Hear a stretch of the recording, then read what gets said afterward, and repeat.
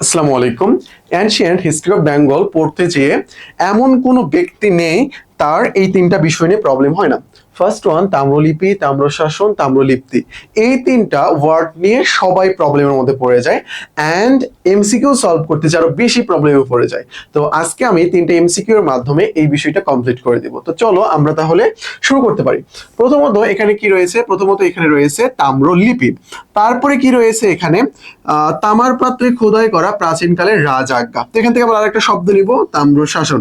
আর একটা শব্দ আমরা এখান থেকে নিব, এটা হইল তাম্রলিপ্তি। এই যে আমরা তাম্রলিপি, তাম্রশাসন, তাম্রলিপ্তি, এই যে শব্দগুলো নিলাম, এখানে একটা শব্দ আমরা কমন দেখতে পাচ্ছি। এটা কি?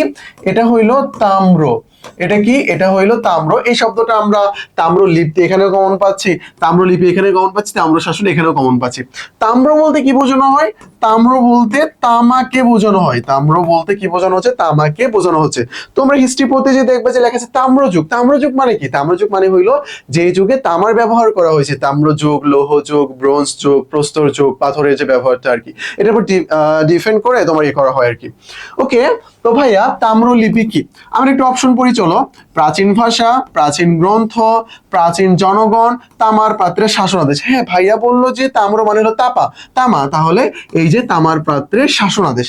এখন কথা হইল তাম্রলিপি, এটার মানে যদি তামার পাত্রে শাসনাদেশ হয়, তাহলে তামার পাত্রে খোদাই করা প্রাচীনকালের রাজআজ্ঞা, এই যে রাজআজ্ঞা, শাসনাদেশ, এগুলো কি সেম না? হ্যাঁ, এগুলো সেম। দেখো, তাম্র শাসন বা তাম্রলিপির পার্থক্য আমি বলতেছি, আগে এমসিকিউটা আমরা দেখি। দেখো কি লেভেলের টেকনিক্যাল এমসিকিউ এখানে কোশ্চেন করা হয়েছে। এখানে তাম্র শাসন দেওয়া আছে, তাম্র ফলক দেওয়া আছে, তাম্রলিপি দেওয়া আছে, প্রত্নতত্ত্ব দেওয়া আছে। এখন কেউ বলতেছে ভাইয়া তাম্রলিপি মানে যদি তামার পাত্রে শাসনাদেশ হয়, তাহলে তামার পাত্রে খোদাই করা প্রাচীনকালের রাজআজ্ঞা তো তাম্রলিপি হবে। বাট এখানে আনসার কি হবে জানো? এখানে আনসার তাম্র শাসন হবে। এটাই হলো কোশ্চেন, এটাই কোশ্চেন। তোমাকে এমসিকিউ দেওয়া হয়েছে এখানে, এখানে মাল্টিপল, তোমাকে চারটার মধ্যে একটা খুঁজে বের করতে হবে যেটা অ্যাপ্রোপ্রিয়েট, যেটা অ্যাপ্রোপ্রিয়েট এইটা তোমাকে খুঁজে বের করতে হবে। তো এই চারটার মধ্যে কোনটা অ্যাপ্রোপ্রিয়েট ছিল? তামার পাত্রের শাসনাদেশ ছিল। এই চারটার মধ্যে কোনটা অ্যাপ্রোপ্রিয়েট? তাম্র শাসন। তাহলে ভাইয়া তাম্র শাসন, তাম্রলিপি, এটার মানে কি? চলো আমি তোমাদেরকে বোঝাই। তাম্রলিপি ও তাম্র শাসন, এখানকার যে তাম্র শব্দটা রয়েছে, এটা দ্বারা কি বোঝানো হয়? তামার পাত্রকে বোঝানো হয়। অ্যানশিয়েন্টের সময় তামার পাত্র এটাকে ব্যবহার করে রাজা কি করত? বিভিন্ন অঞ্চলে ভূমি দান করত, তারপর মন্দির বা মসজিদ, মন্দিরই অ্যানশিয়েন্টের সময় মুসলিম এতটা ছিল না, তো ওই সময় যে মন্দির এগুলো প্রতিষ্ঠা করার জন্য কি করতো? তারা জমি দান করতো। এখন ধরো আমি রাজা আছি, আমি কি করলাম? মন্দির প্রতিষ্ঠা করার জন্য জমি দান করলাম। পরবর্তী রাজা এসে বলতেছে না, এই জমিটা আমার। তা আমি কি করবো এখন? এই যে তামার পাত্রে লিখে দিয়ে যাবো, এটা তাদের, যেটা আমি লিখে দিয়ে যাবো যে আমি দান করলাম এখানে। তারপর কি করা হইতো? বুদ্ধের যে বাণীগুলো, এগুলো তামার পাত্রে লেখা হইতো। কারণ যদি পাথরে লেখা হয় বা তালের পাতায় লেখা হয়, পাল শাসন আমলে কিন্তু তালের পাতায় প্রচুর লেখা হইতো, এগুলো লেখা ছিল আর কি। তো এগুলো কি হয়ে যাবে? নষ্ট হয়ে যাবে, নষ্ট হয়ে যাচ্ছিল।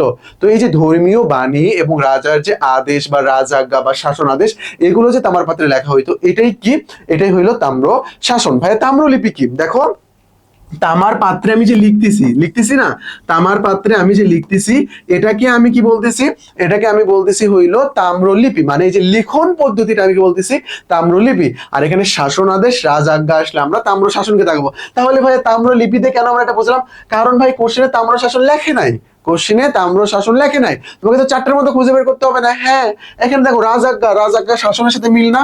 রাজার শাসন তো রাজআজ্ঞা, রাজআজ্ঞা মানে কি? রাজার আজ্ঞা, রাজা যেটা হুকুম করেছে ওটাই তো রাজার শাসন। এটা এক না? সো এই হইলো ব্যাপার আর কি। আশা করি তোমরা বিষয়টা বুঝতে পেরেছো।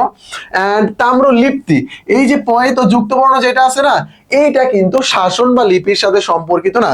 এটা একটা জায়গার নাম, এটা একটা জায়গার নাম যেটা বাংলার প্রাচীনতম বন্দর ছিল। প্রাচীনতম বন্দর ছিল গঙ্গা বঙ্গোপসাগরে যেখানে যে মিলিত হয়েছে, এই অঞ্চলটা ছিল হইলো এই যে তাম্রলিপ্তি। তাম্রলিপ্তি এটা প্রাচীনতম বন্দর ছিল, প্রাচীনতম বন্দর ছিল। তাহলে তাম্রলিপি এটা তামার পাত্রের লিখন পদ্ধতি, তাম্র শাসন হইলো রাজআজ্ঞা, তারপরে রাজার শাসন, এইগুলোকে তাম্র শাসন বলতেছি আমরা। এন্ড স্থানের নাম যেটা, এটাকে আমরা বলতেছি তাম্রলিপ্তি। আশা করি কনসেপ্টটা ক্লিয়ার। এরপরে আর কখনো এটা নিয়ে যেন প্রবলেম না হয়। আর আমাদের ব্যাচের স্টুডেন্ট যারা রয়েছে, আমাদের বইতে এগুলোর ব্যাখ্যা দেওয়া আছে, সবগুলোর ব্যাখ্যা দেওয়া আছে, ব্যাখ্যাগুলো ওখান থেকে পড়ে নিবা। আমি যেটা বলছি ওটাই ব্যাখ্যা, ওটা ওখান থেকে একটু পড়ে নেবা, তাহলে হয়ে যাবে। ওকে, তোমরা যারা এবার ফার্স্ট টাইম পরীক্ষা দিছিলা, কোথাও চান্স হয় না, এরকম যারা রয়েছে, তোমরা চাইলে তোমাদের প্রিপারেশনটা আমাদের সাথে নিতে পারো। আমরা তোমাদেরকে 3টা প্রিমিয়াম বই দিচ্ছি, তোমাদের জন্য যত ক্লাস প্রয়োজন ক্লাস দিচ্ছি, আমরা মেন্টরিং সুযোগ সুবিধা দিচ্ছি, ক্লাস টেস্ট, মেমোরাইজিং টেস্ট সবগুলো আমাদের চলবে। একটা ক্লাস একটা টেস্ট, একটা ক্লাস একটা টেস্ট, মানে টপিক ওয়াইজ আর কি।